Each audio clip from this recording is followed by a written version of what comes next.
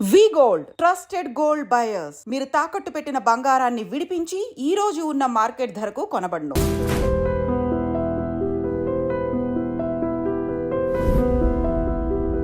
ధూమపానం, మద్యపానం ఆరోగ్యానికి హానికరం మరియు క్యాన్సర్కు కారకం. Cigarette smoking and alcohol consumption are injurious to health. Smoking causes cancer.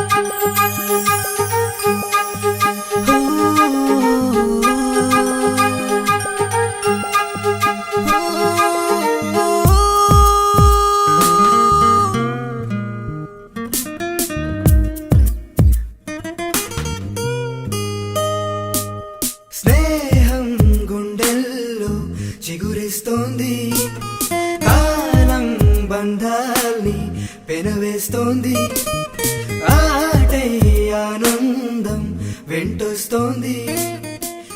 ఏంటి నిత్యా ఆడుకోకుండా కామ్గా కూర్చున్నావు? ఆ పువ్వుని చూస్తున్నా, చాలా బాగుంది కదా, నీకు నచ్చిందా? హే, ఎందుకు తెంపావు?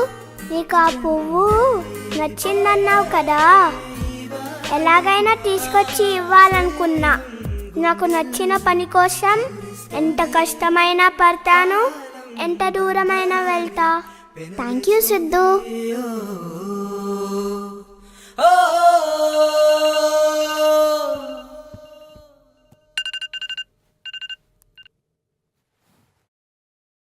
గురువుగారు రాజీవ్ చెప్పినట్టు ప్రపంచంలో అత్యంత పనికిమాలినోడు కూడా పుట్టినరోజు నాడు చాలా గొప్పగా ఫీల్ అవుతాడు. కానీ అలా ఫీల్ అవ్వడానికి నా బర్త్డే ఎప్పుడో కూడా నాకు తెలియదు. అలా అనాథగా పుట్టిన నాకు ఓ బాబాయ్ లైఫ్ ఇచ్చాడు. మా ఇద్దరి బాండింగ్ చూసి ఆ దేవుడు కూడా జలస్ పడ్డాడేమో, అందుకే నన్ను పెద్ద ఫ్యామిలీ అడాప్ట్ చేసుకునేలా చేశాడు. అప్పటి నుంచి ఇదే నా రొటీన్. పొద్దునే నాకు నచ్చే నెస్కాఫీ కాఫీ, బోర్ కొట్టే మా నాన్నగడి ఫేసు, నా బైక్ హార్న్ విని సిగ్గుపడుతూ నన్ను చూసే స్మృతి, సాటర్డే కూడా మీటింగ్ అంటూ నన్ను వదలని మా హెచ్ఆర్. ఈరోజు చూద్దాం ఏమవుతుందో.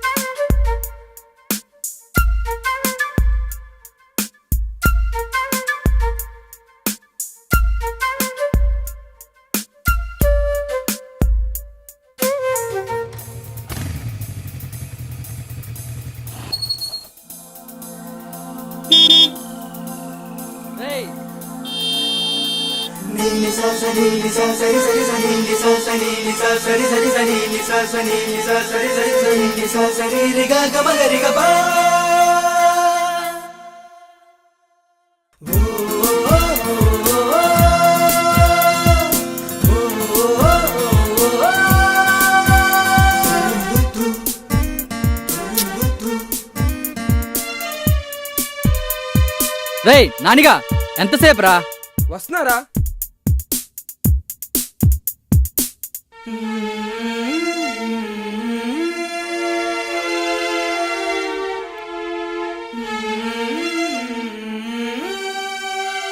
బా ఏంట్రా ఈ కంపు, స్నానం చేయలేదా?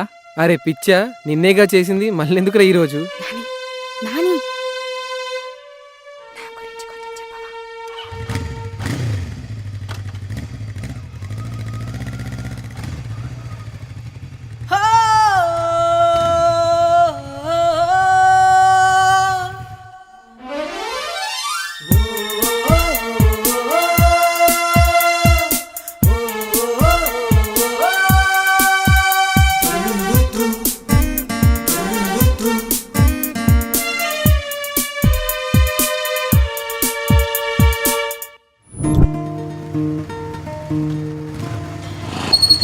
రేయ్ ఒకసారి దగ్గర.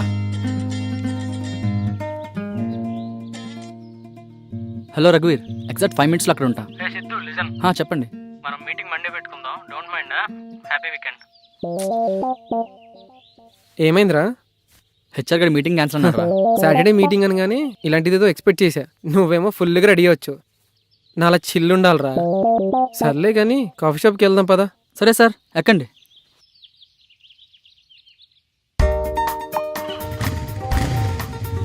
బిల్లు నువ్వే కట్టాలి రోయ్. నువ్వు ఎప్పుడైనా కట్టావేంట్రా? ఇప్పుడు ఏదో స్పెషల్గా చెప్తున్నావు. God must be crazy. ఏడ్చావులే.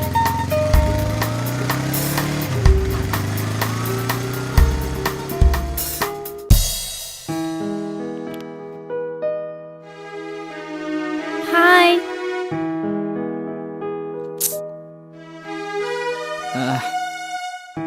రేయ్, స్మృతి మీద నీ ఒపీనియన్ ఏంటి?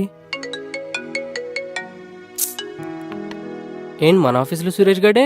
అవును బావా, పెద్ద టార్చర్లా తయారయ్యాడు. అసలు ఆడి మీద నీ ఒపీనియన్ ఏంటే? అరే, అభిప్రాయాలు పరిచయాల మీద ఆధారపడి ఉంటాయి కదా, తెలియపోతే తెలుసుకోరా. తను చాలా మంచి అమ్మాయి. ఒకసారి మాట్లాడి చూడొచ్చు కదే. మంచోడు, మనోడు. మంచోడని తెలుసు. మరి ఇంకేంటే, నువ్వంటే లవ్వేమో. కానీ ప్రేమ అనేది రెండు వైపులా ఉండాలి కదా. కరెక్టేరా, కానీ తనంటే ఎందుకు ఇష్టం లేదు? ఒకసారి మాట్లాడి చూడు, ఒక ఐడియా వస్తుంది కదా. మాట్లాడొచ్చు. ఆ, మనసులో ఏమనుకుంటున్నావు చెప్పు. నా మనసు నా దగ్గర లేదురా. మరి ఎక్కడుంది? సిద్ధు. సిద్ధు ఎవరే?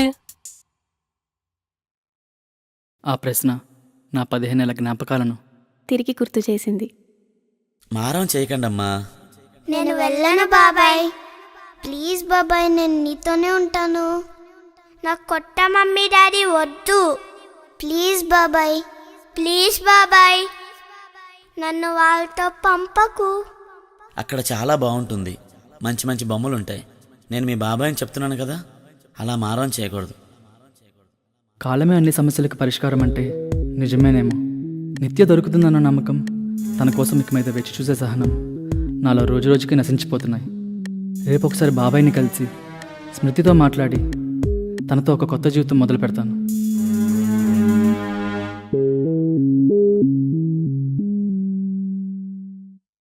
సిద్ధుని చూసి దాదాపు 15 ఏళ్ళు అవుతోంది. తను ఇప్పుడు ఎలా ఉంటాడో కూడా నాకు తెలియదు. కానీ తను ఆఖరిసారిగా నాకు పువ్విచ్చి నా కోసం ఎంత కష్టమైనా పడతాను, ఎంత దూరమైనా వెళ్తానన్న మాటలు నాకు ఇంకా వినిపిస్తున్నాయి. ఈరోజు బావతో తన గురించి చెప్పాక సిద్ధు నాకు కనిపించే రోజు అతి దగ్గరలోనే ఉంది అన్న నా నమ్మకం ఇంకా బలపడింది.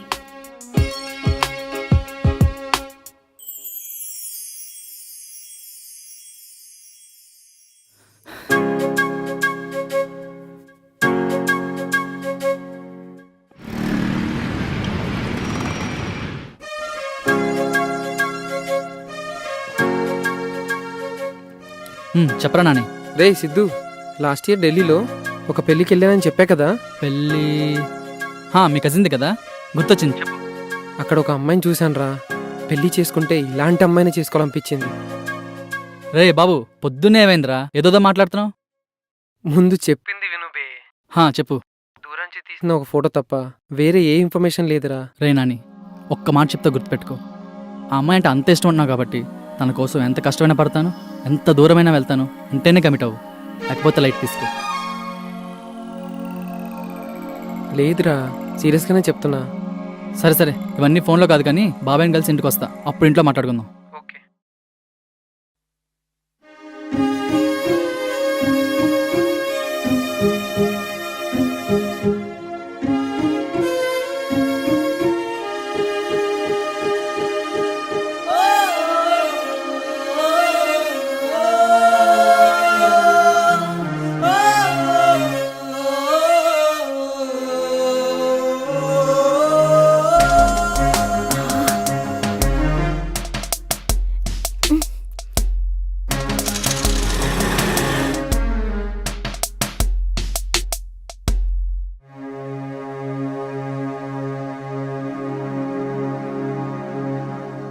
సరే బాబాయ్, వెళ్ళొస్తా.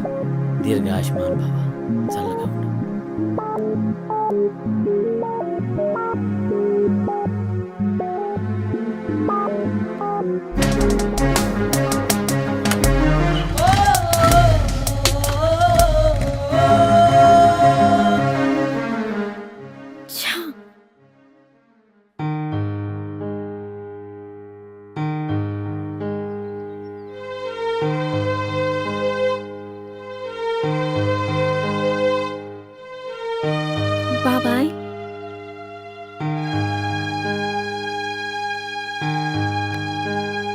ఎవరమ్మా నువ్వు? ఎవరు కావాలి నీకు? ఇప్పుడే మీతో కలిసేసి వెళ్ళాడు. ఎవరు తను? అదే హుడీ వేసుకునున్నాడు. ఆ కుర్రాడా? అతని పేరు సిద్ధు అమ్మా. వాడు చిన్నప్పుడు ఇక్కడే పెరిగాడు. అప్పుడప్పుడు వచ్చి పోతా ఉంటాడు. ఇంతకీ నువ్వెవరో చెప్పలేదు? తనతో పాటు నిత్య అని ఒక అమ్మాయి కూడా ఉండేది కదూ. అవును, నీకెలా తెలుసు? ఇంకా గుర్తుపట్టలేదా బాబాయ్? నేను నిత్య. నిత్యమ్మా, నువ్వా? ఎంత మారిపోయావమ్మా. అమ్మా నాన్న అంతా కులాసైనా? రా లోపలికి వెళ్దాం. నన్ను ఇక్కడి నుంచి ఢిల్లీ తీసుకెళ్లిపోయారు బాబాయ్. మనిషిని వెళ్ళాను కానీ మనసు మాత్రం ఇక్కడే ఉంది. అప్పటి నుంచి ఇప్పటి వరకు సిద్ధుని ఎప్పుడెప్పుడు చూస్తానా అని ఎదురు చూస్తూనే ఉన్నాను. ఇంకా నా వల్ల కాదు బాబాయ్, నన్ను సిద్ధు దగ్గరికి తీసుకెళ్ళండి. కాదు, మాటల్లో పడి మర్చిపోయాను. ఇప్పుడే మాట్లాడతాను. నువ్వేం కంగారు పెట్టకు నన్ను. సరే. నేనున్నాను కదా నీకు. ఫోన్ చేస్తానాగు.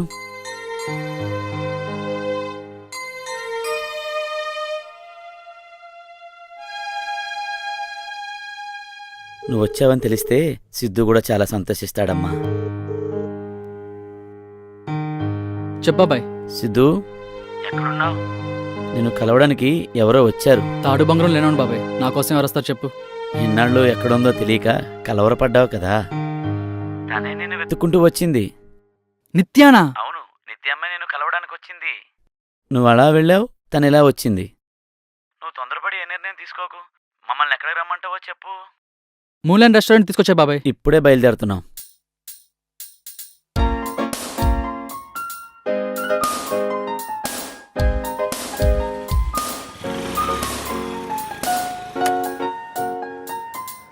ఇక్కడే ఉండు బాబాయ్. సరే.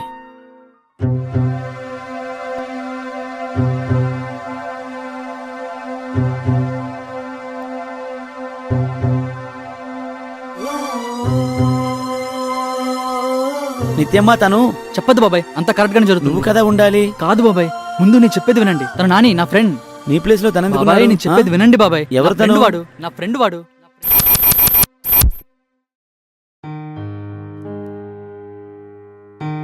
బాబాయ్ మీతో మాట్లాడి వెళ్ళిన తర్వాత ఏం జరిగిందంటే, స్మృతి నీతో ఒక ఇంపార్టెంట్ విషయం షేర్ చేసుకోవాలి. ఎప్పుడో చిన్నతనంలో ఏర్పడిన స్నేహాన్ని, ప్రేమని భ్రమలో ఉండిపోయి కళ్ళ ముందు కనిపిస్తున్న 53 కేజీల ప్రేమని చూడలేకపోయా.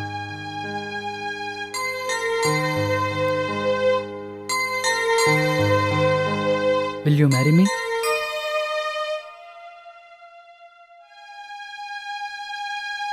నువ్వంటే నాకు ఎప్పుడూ ఇష్టమే.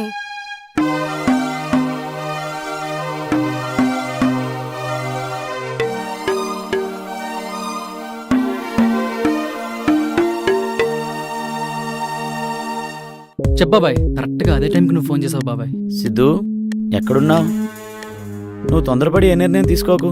మమ్మల్ని ఎక్కడికి రమ్మంటావో చెప్పు. మూలన్ రెస్టారెంట్ తీసుకొచ్చా బాబాయ్. ఎవర్రా ఫోన్లో? బాబాయ్ ఫోన్ చేశాడు.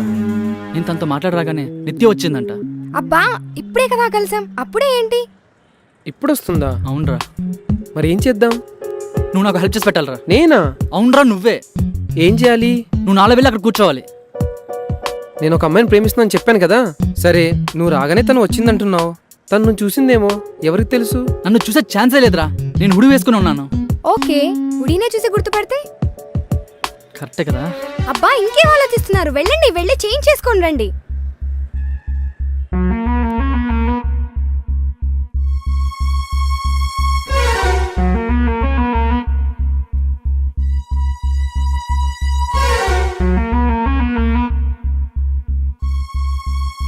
అరే ఒక్కసారి ఆలోచించరా. నేను ఇలాగా ఆలోచించేంత టైం లేదు నాని. ప్లీజ్ వెళ్ళు, వెళ్ళి కూర్చో. ప్లేట్స్ గేమ్ రా. అమ్మయ్య.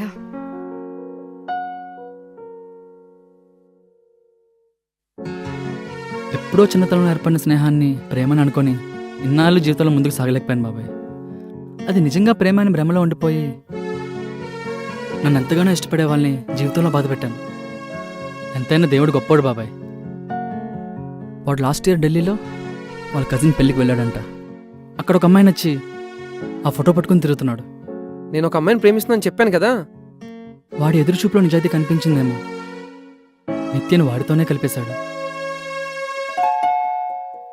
కానీ బాబు, నిత్య వాడితో హ్యాపీగా ఉంటుందన్న నమ్మకం నాకుంది బాబాయ్.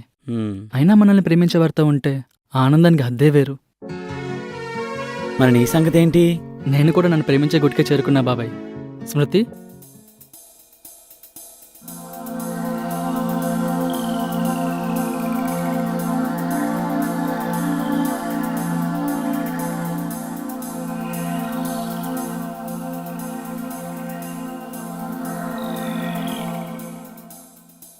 నిత్య నువ్వు హ్యాపీయేనా?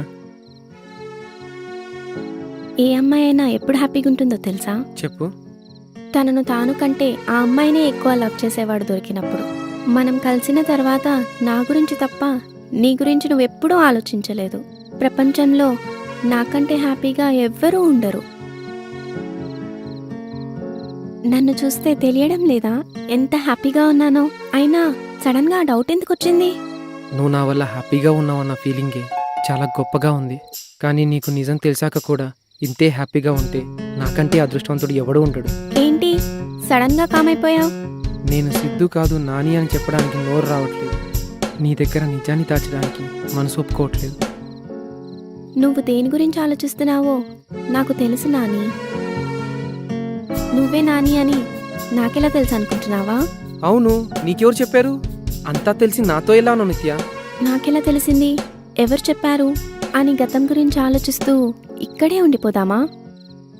లేకపోతే మన ఇద్దరం హ్యాపీగా గడపాల్సిన మూమెంట్స్ ఎన్నో ఉన్నాయని లైఫ్లో ముందడిగేద్దామా?